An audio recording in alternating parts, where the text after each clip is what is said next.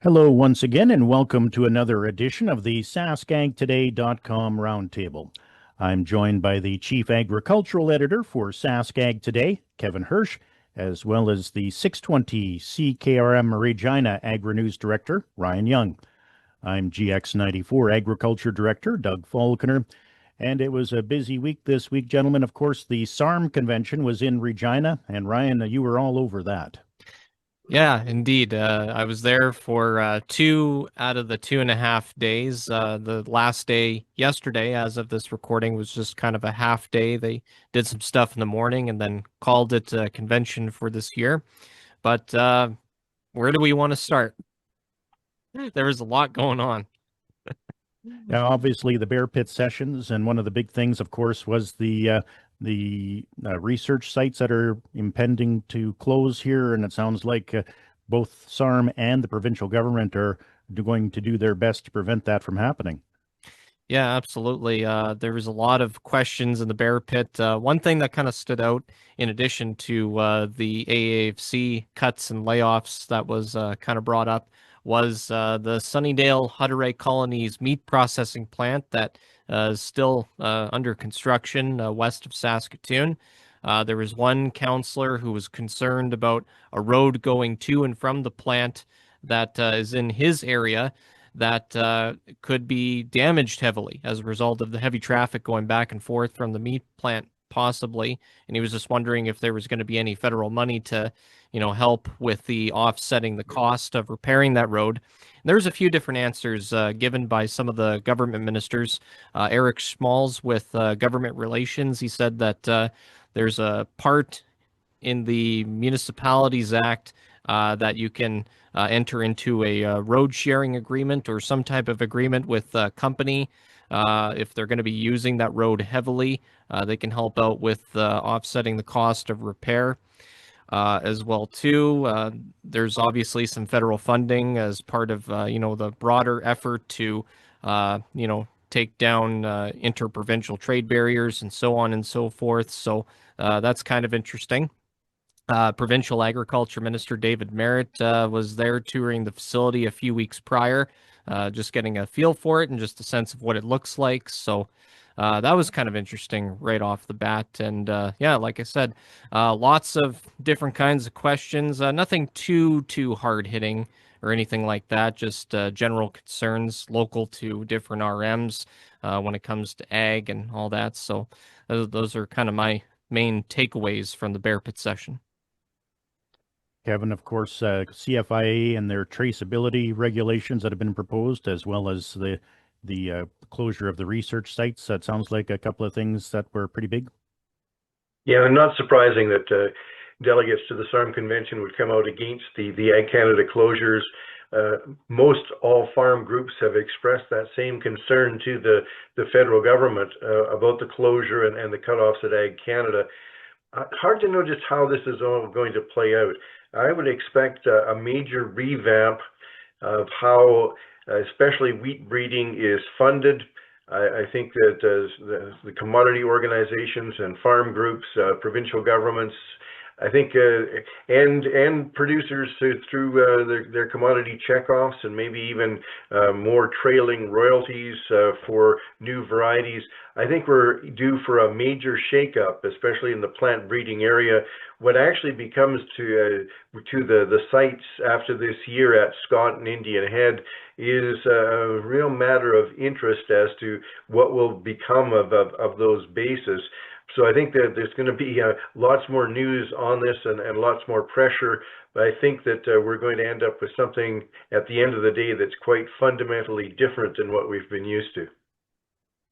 Ryan, we also had a speaker from the Hudson Bay Root Association, and of course, it sounded like he was pretty optimistic about the future of the Port of Churchill. Did you get any kind of a sense of how the delegates felt about it? Unfortunately, not really. But I do remember the Jim Burscheid, the president of the Hudson Bay Road Association, encouraging delegates to offer their support to the Port of Churchill, and for those that do support it, to continue to do so.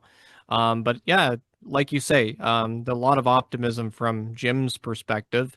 He noted that there's some mining companies that have reached out to use the short line rail network going to the grain terminal to, export the different commodities and mining commodities, especially from the port. Just wanting under the condition to, use that rail line year round and try to find solutions for that. So that's one positive note. Others, kind of more in recent times, the governments are pouring money into the Port of Churchill. We know that the Saskatchewan, Manitoba, and federal governments are contributing an investment towards the port, $262.5 million to be exact. Some funding towards $1 billion under the Arctic Infrastructure Fund and a few $1 billion under another fund as well. So lots of things that could go in the right direction for the Port of Churchill if they're able to take advantage of some of the federal money that's currently available right now, and if they can get a lot more support, from all levels of government, especially on the municipal side of things. So we'll see where it goes from here. Kevin, it seems like it all hinges on the fact of the Hudson Bay being open year-round, bringing in some icebreakers to make that happen. What are your thoughts on that? Probably more optimism around Port of Churchill than there's been at any time in the last 40 years. I actually remember as a very young ag reporter in 1981, I believe it was, and went to a Hudson Bay Route Association meeting. I think it was in Dauphin, Manitoba, and they went from there on a plane ride up to look at Churchill, and I was able to go along and actually spend a little bit of time there. Now that's a long time ago, and many of the arguments and many of the discussions about using that port more extensively were in place then. But right now, we've got a lot of things lining up, from climate change to better ice-breaking capabilities to trying to diversify trade away from the U.S. market. We've got a congested system at the Port of Vancouver. We've got Arctic sovereignty. There's a whole lot of reasons why suddenly the Port of Churchill makes more economic sense. I still have doubts about it becoming, anytime in the near future, a major grain export destination. You have to look at all of the major grain buyers out there, and they all have assets in Thunder Bay and Vancouver, and some of them in Prince Rupert. And changing those flows is not going to be something that is on the top of their priority list. That being said, there's many independents and many other uses, so maybe grain can be again start moving through Port of Churchill at some volume, but I'm not holding my hope that this is going to happen anytime soon. Something else that also happened this weekend was the Saskatchewan government announced an elk depredation tag program to help out those producers who are dealing with an overabundance of elk on their property. Sounds like it's going to start next year. Now, of course, producers have to prove that they're suffering significant damage from it. What do you think of that, Kevin? Well, I think they've got enough safeguards around it. I know there's always people that will look at this and are worried about conservation and the total herd numbers and the like, but it's my understanding that you have to have suffered a claim from elk damage in the past. You have to work with them on fencing, and there's only 8 of these depredation tags being given out is my understanding. So it's not like a wholesale trimming of the herd, just helping out some producers that have very significant problems with the elk herd. And the meat is all to be used and not wasted. So I think that there's enough safeguards around this that it's a plausible response based on producer concerns. And those that worry about it or complain about it, I don't give a lot of sustenance to those arguments. We also heard that fertilizer prices have still been on the rise, usually because of this war in the Middle East right now. Kevin, have you heard anything new since you did provide us with a report on that this week? I tried to do some checking today to see whether they had changed much, but last I checked, urea was up to around $1,200 a ton, but nobody really expects it to come down given the current situation. fertilizer prices, especially nitrogen prices, were already strengthening even before the war broke out in the Middle East. And I think that fertilizer supply, demand, and prices are going to be affected for a considerable length of time, even longer than oil prices will stay elevated.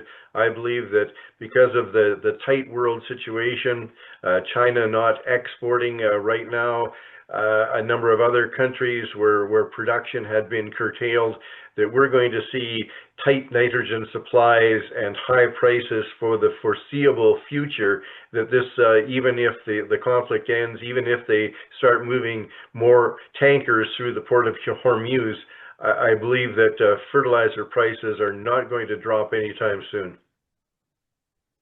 Also this week, we saw the Water Security Agency release their spring runoff outlook for 2026 in kind of a diagonal line from about Kindersley down to Assiniboia. They're saying everything on the left side of that towards Alberta is looking at below normal runoff, but here in the Wynyard to Yorkton area, they're expecting above normal runoff. Did you have a chance to take a look at that map, Kevin, and what do you think of all that?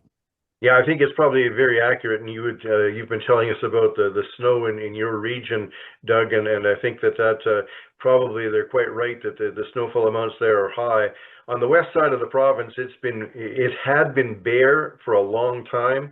Now, one thing that happened after that report came out, and I think the report on runoff prediction was based on up to March 1st, but just this week in parts of southwestern Saskatchewan, a significant snowfall. My sources say 10 inches of medium heavy snow. Now that isn't huge, and it doesn't change the picture entirely, but it does remind us that it's still early, and this is the season, even over the next 2-3 months, where you can get significant precipitation events to change the overall picture.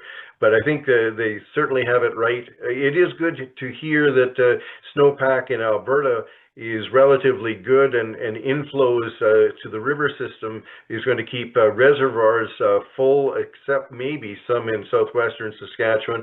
But again, the weather can change on a dime in this country, and we still are at the mercy of what it's going to do between now and seeding time. And of course, that is the week that was. Looking ahead to next week, Canada's Farm Show will be held in Regina. And Ryan, you're going to be down there all 3 days, I'm sure. Yeah, back to Real District once again for Canada's Farm Show. From the sounds of it, we're going to be set up in the exact same spot as we were last year, just kind of adjacent from the launch pad, kind of in between the two sides of Real District and Banner Hall. So looking forward to that in terms of convenience for interviews as well as talking to people. So really looking forward to seeing what the attendance is going to be like and how they're going to build off of last year, which was the first year that Canada's Farm Show was held in March after many decades in June, and even going back to when they were called the Farm Progress Show. So looking forward to seeing the success of the event, how successful it'll be, and see what's all there. Kevin, are you planning on heading down to Regina for Canada's Farm Show? And if so, what are you looking forward to there? Yeah, will be. I wasn't at the first March event last year, but plan to be down there this week and kicking around. And one of the things I noticed is a framework or a machine or a company called Nexat, which is a very different way of looking at equipment design, with a frame that typically holds a number of different pieces of equipment. This has been tested in a few locations in Western Canada. It's a product from out of Europe, but I see that they will be at the farm show and giving a presentation. So for me, trying to understand and see Nexat firsthand is going to be one of the highlights for me. Sounds good. Well, that'll do it for this week's edition of the SaskAgToday.com Roundtable. On behalf of 620 CKRM Regina Agri-News Director Ryan Young, as well as the Chief Agricultural Editor for SaskAgToday.com, Kevin Hirsch, I'm GX94 Yorkton Agriculture Director Doug Falconer, saying so long until next time.